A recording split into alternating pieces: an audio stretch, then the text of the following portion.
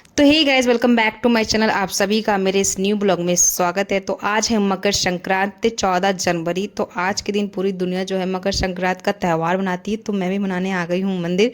हालांकि आज मैं बहुत ज़्यादा जल्दी सुबह उठ गई थी।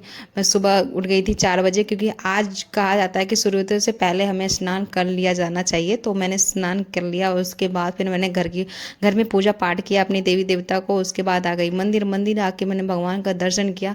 और भगवान के दर्शन करने के बाद जो सुकून मिलता है ना, वो कहीं सुकून नहीं। जो शांति भगवान क्या मिलती है वो कहीं नहीं मिलती है। भगवान से मैंने अपनी बातें कही और उनकी बातें भी सुनी और कहा अपनी दुख की पीड़ा को उनको सुनाया, क्योंकि उनके अलावा हमारी दुख की पीड़ा को कोई भी नहीं सुन सकता है इस संसार में। तो मैंने उनको सुनाया और बताया, ही भगवान जल्दी से कामयाब बना दो, ये 2025 हमारे लिए बहुत ज़्यादा अच्छा और यूनिक साल रहे। तो इसी के साथ हम अपनी जो है 2025 की अपने त्यौहार की शुरुआत करते हैं गाइज। तो आज है मकर संक्रांति। तो मैं 13 जनवरी को मैंने लोहड़ी बनाया था। लोहड़ी के दिन मैंने बहुत सारे लड्डू बनाई थी।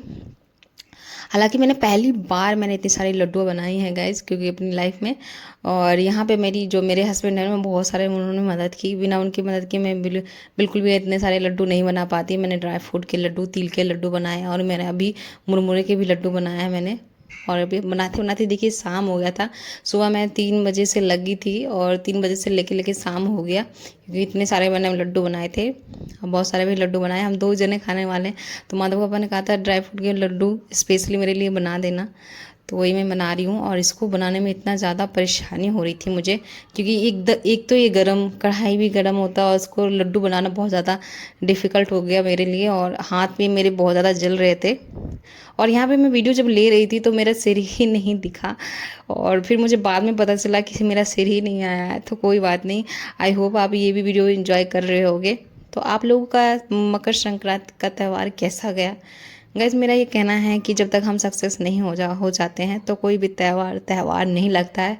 बस हाँ, परिवार के साथ खुश होकर और मना लेते हैं। और दिल में यही एक शंका रहती है कि इस बार भी हमें इस त्यौहार को बिना नौकरी को मनाना पड़ रहा है। और एक एस्पिरेंट के लिए एक अलग ही फीलिंग होती है गाइस, जब कोई त्यौहार बिना खुशी के और हम ऐसे ही बस परिवार की खुशी के लिए मना रही हूँ। आई होप आप लोग मेरी बातों को अंडरस्टैंड कर पा रहे होंगे। तो मकर संक्रांति का जो त्यौहार था बहुत अच्छे से बीता। हमने दही चूड़ा वगैरह हमारे इधर खाते हैं तो मैंने खाई। उसके बाद मैंने शाम को पढ़ाई करने के लिए बैठ गई थी। माधव सो गया था, माधव के पापा भी सो गए थे। तो गाइज मैं आप लोगों को बता दूं, यहाँ पे अभी बहुत सारे जो एग्ज़ाम हैं निकले हुए हैं।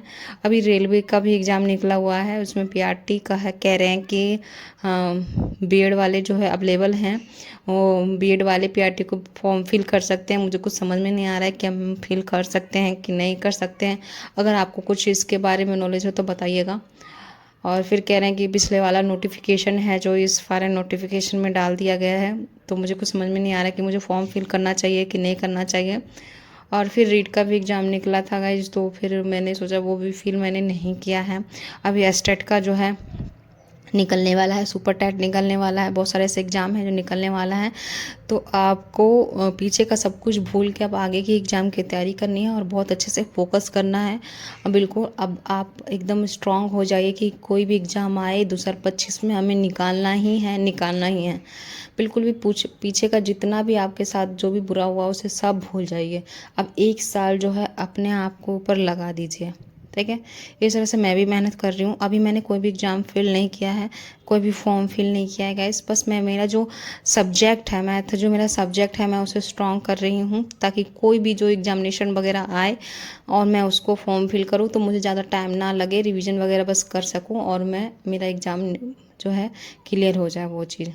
क्योंकि 1 महीने एग्ज़ाम फॉर्म फिल करवाते हैं, फिर 1 महीने का टाइम हो पाता है और हमारे पास उतना टाइम नहीं हो पाता है कि हम फिर एग्ज़ाम को क्लियर कर सके। फिर 1-2 नंबर से रह जाता है, फिर हम वही पछतावा लेके बस रोते रहते हैं घर में। तो इसलिए आपका जो भी सब्जेक्ट है उस पर पहले कमांड बनाइए और उसको स्ट्रॉन्ग कीजिए और आपकी जो कमियां हैं उसे दूर कीजिए। जो भी आपने पिछले एग्ज़ाम में रह गए, जिस वजह से रह गए, उस सब कमियों को आपको दूर करना है। और कैसे करना है, क्या करना है, ये आपको खुद सोचना पड़ेगा। और मैं डेली छोटे-छोटे टॉपिक से रिलेटेड वीडियो लेते आऊँगी, ताकि आपका जो भी कन्फ्यूज़न है वो दूर होता रहे। अब आपको पता चलता रहे कि आपको क्या करना है। क्योंकि हम जिस दौर से हैं ना, उसमें सही गाइडेंस की बहुत ज़्यादा ज़रूरत हो पड़ती है हमें। और हम किसी से कह भी नहीं पाते हैं, क्योंकि हमारी इतनी एज हो गई है, और किसी से कहेंगे तो कहेंगे अभी तक तुम्हें इस चीज़ की नॉलेज नहीं है, तुम आखिर कर क्या रही हो। मतलब बहुत सारे ऐसे सवाल हो जाते हैं ना, अपने मन में ही हम सोचने लग जाते हैं, और जिसकी वजह से हम उस इंसान से पूछ भी नहीं पाते। ऐसा मेरे साथ भी होता है। आई होप आप लोगों के साथ ऐसा होता होगा। तो गाइस, बी पॉजिटिव और अच्छे से अपनी तैयारी करते रहिए। Okay, bye bye.